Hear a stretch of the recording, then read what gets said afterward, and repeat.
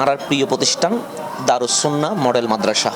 এত সংক্ষিপ্ত সময়ের আয়োজনে জামিয়াতে যাওয়ার আগে বুধবার জুলাই 3 তারিখ হালামিয়া বাজার এপিক টাওয়ারের সামনে দারুস সুন্নাহ মডেল মাদ্রাসা উদ্বোধন করছি। মাদ্রাসা উদ্বোধন করি বেললে দেশের বরেণ্য আলেমকল উপস্থিত আছিল।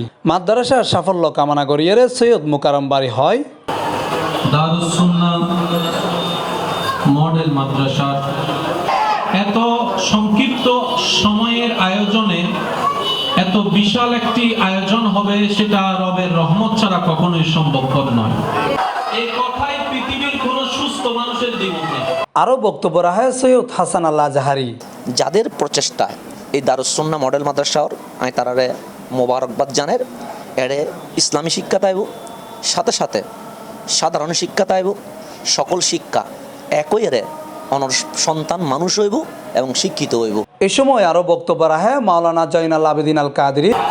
মোটামুটি একটা বেসিক যেটা দরকার জামিয়াকে হ্যান্ডেল করার মতো, জামিয়ার ক্লাসরুমে বসে টিচারদের লেকচার বোঝার মতো যে অ্যাবিলিটির দরকার, সেই অ্যাবিলিটিগুলো তৈরি করে দেয় আমাদের দারুস সুন্নাহর মতো মাদ্রাসাগুলো।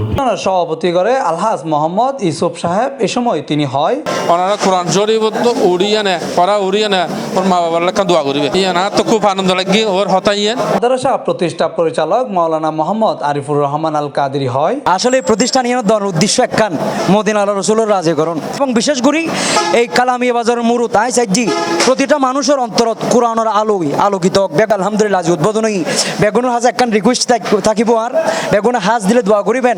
এই সময় মোনাজাতের মাধ্যমে অনুষ্ঠান সমাপ্ত করে। সি প্লাস ইসলাম, চট্টগ্রাম।